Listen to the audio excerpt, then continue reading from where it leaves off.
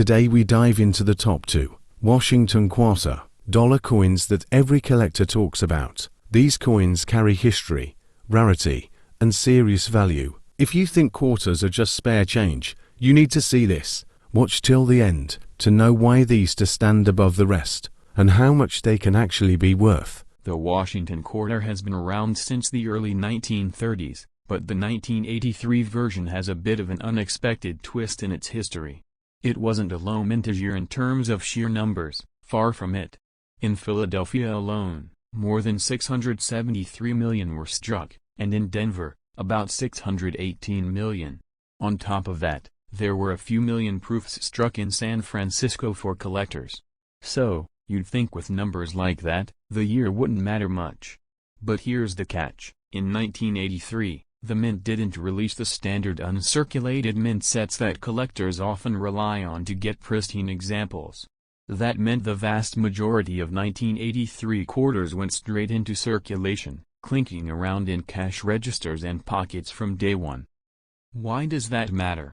Because over the decades, coins in circulation get banged up. They pick up scratches, lose their luster, and get worn down. For collectors, condition is everything. So while there might be hundreds of millions of 1983 quarters out there, finding one in truly high grade, sharp details, bright luster, no distracting marks, is surprisingly tough. And when supply gets tight for top quality examples, prices go up. So what kind of value are we talking about? If your 1983 quarter has been well used, it's likely still worth about face value. That's the reality for most of them. But if it's uncirculated and has been preserved in great shape, you could be looking at something much more interesting. Coins graded in the lower uncirculated range, like MS-63, might sell for a handful of dollars. Move up to MS-65, and you could be in the $40 to $60 range. MS-66 or MS-67 examples? Those can easily go into the hundreds, sometimes higher if they're especially nice and attract competitive bidders.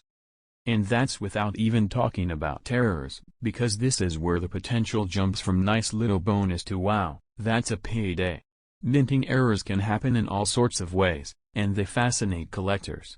One of the more famous varieties from 1983 is known as the spitting eagle. On the reverse side, there's a small die gouge between the eagle's beak and neck that makes it look like the bird is spitting. It's subtle, but collectors love quirky things like that. And high-grade examples of the spitting eagle can fetch far more than standard coins. Then there are the big, bold errors, like off-center strikes. If the design is shifted noticeably so part of the coin is blank, collectors take notice, especially if the date is still visible. The more dramatic the shift, the higher the value tends to be. Even a modest off-center strike can be worth many times face value, and the more extreme examples can bring in well over $100. But the real showstoppers are the major oddities, like coins struck on the wrong metal planchet or overstruck on other coins or tokens. There's a legendary example of a 1983 quarter that was struck on an amusement token. You can actually see the token's original design peeking through, including the words "This is my lucky day" and little clovers.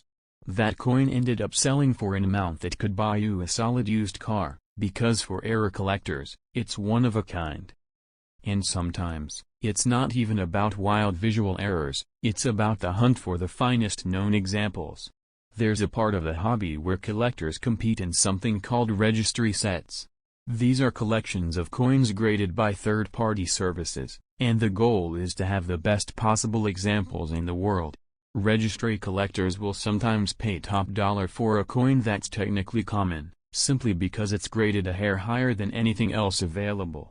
For a coin like the 1983 quarter, where gem examples are already rare, that competition can drive prices into surprising territory. Now, let's get practical.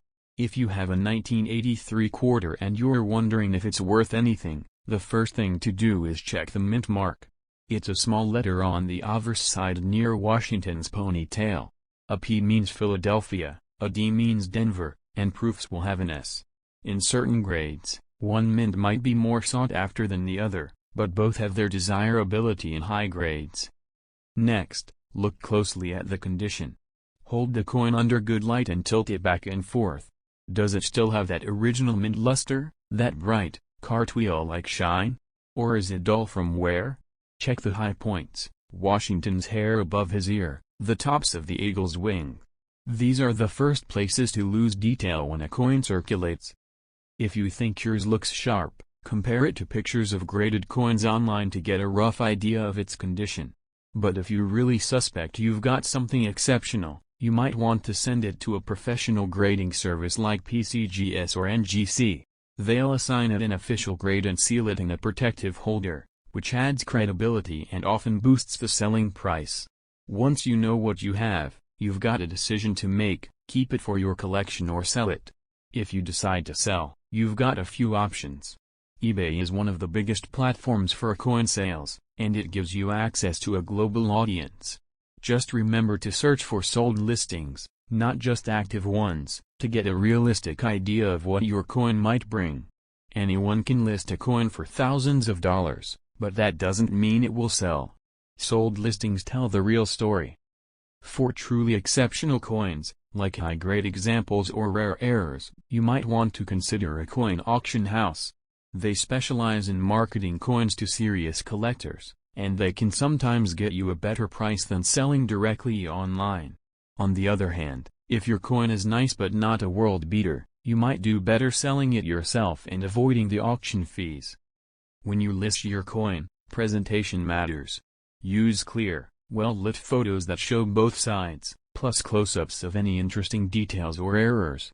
Next up, the 1972 Washington $quarter may look ordinary, but when you explore its history and the way collectors value it, you begin to realize why this coin is more than just 25 cents. If you stay with me until the end of this video, we'll learn the different ways this coin is valued on online platforms and auctions, and you will see why some of these quarters have sold for surprising amounts. The Washington quarter had already been in circulation for 40 years. By 1972, first introduced in 1932 to honor the 200th birthday of George Washington, the design by John Flanagan became a staple of American coinage. The obverse features the profile of Washington, with the word liberty above and the national motto "In God We Trust" to the side. The reverse shows the eagle perched on a bundle of arrows with olive branches below, a strong and classic symbol of the United States. By 1972, the design had become so familiar that most people hardly gave it a second thought. Yet 1972 was an important year for the quarter. The United States had moved away from silver coinage only a few years earlier. From 1965 onward, quarters were struck not in 90% silver, but in a copper-nickel clad composition. That meant that the 1972 quarter was part of the new era of modern base metal coinage. Millions were produced for circulation, and at first glance it might seem like there is nothing special about them. But collectors know to look deeper. The mintage numbers for 1972 were enormous. The Philadelphia Mint produced over 215 million quarters without a mint mark. The Denver Mint added more than 311 million with the D mint mark. The San Francisco Mint produced proofs for collectors only, and those carried the S mint mark. In total, hundreds of millions of 1972 quarters entered circulation, in them common in worn condition today. But the story changes dramatically when you consider condition, rarity and errors. Most people who come across a 1972 quarter see a coin that has been used heavily for decades. It might have scratches, dull color, or worn down details. These circulated coins usually do not bring much premium. But when you find a 1972 quarter in mint state condition, with full luster and sharp detail, the value begins to rise. Coins graded mint state 65 and higher are much harder to locate because so few survived without marks from bags and circulation. Collectors pay close attention to strike quality and surfaces, and that is where the difference in value becomes clear. The Denver Mint issues are abundant, but sometimes show weaker strikes, which affects desirability. Philadelphia coins without a mint mark, new one as well, but again high-grade examples are much scarcer than the raw mintage figures suggest. The San Francisco proof coins are a different story. Struck with polished dies and special care, these proofs show mirror-like fields and frosted design elements. They were never intended for circulation, and today they remain popular with collectors who want a complete set. Asterisk eras from 1972 where things become exciting. Quarters from this year are known with double die obverses, where parts of the lettering or design are struck twice and appear double to the naked eye. Some of these double dies are bold enough that they can be spotted without magnification, and collectors compete strongly for them. Off-center strikes are another dramatic error, where part of the design is missing because the blank planchet was misaligned. Depending on how far off-center the coin is, the value can climb sharply. There are also clipped planchet errors where a portion of the blank metal is missing before striking, leaving a curved bite-like shape in the finished coin. Each of these errors is rare and adds significant value to the otherwise common 1970 quarter. Asterisk another important factor for collectors is color and luster. Quarters that still show their original mint brilliance are far more desirable than dull grey pieces. Even among mint state coins, there is a huge difference between a coin with average luster and one with blazing eye appeal. Collectors are willing to pay premiums for coins that simply look better, even if the technical grade is the same. Asterisk the historical context of the 1970 quarter also matters. The early 70s were a time of transition in American coinage. Silver had vanished from circulating dimes and quarters only a few years earlier, and inflation was beginning to erode the buying power of the coin. What once bought a decent amount of goods was now becoming less and less valuable in real terms. Yet the quarter remained one of the most used coins in daily commerce. The 1972 issue carried that roll through grocery stores, gas stations, and vending machines across the nation. Holding one today is like holding a piece of everyday life from the early 70s.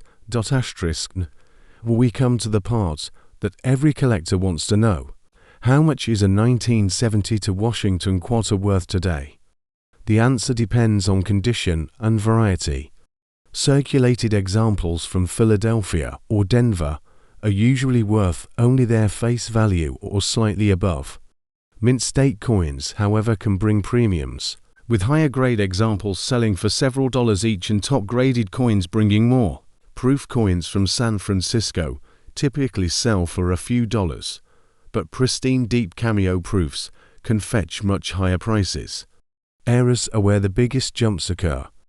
A bold double die or a dramatic off-center strike can sell for hundreds of dollars and in some cases even more depending on demand. The values I am mentioning come from a combination of different online platforms, price guides, and auction records where collectors actively buy and sell these coins today. Asterisk so if you have a 1972 Washington quarter, do not dismiss it. It may be an ordinary circulated piece, or it may be something far more valuable. If you want to know the exact price of your coin, whether it is a Philadelphia, Denver, or San Francisco issue, whether it is a proof or an error, leave a comment with the details. Every coin has its own story, and by comparing yours to recent sales, you can discover what it is truly worth. The 1970 Washington quarter dollar may seem common, but in the right condition or with the right variety, it can be a real treasure hiding in plain sight.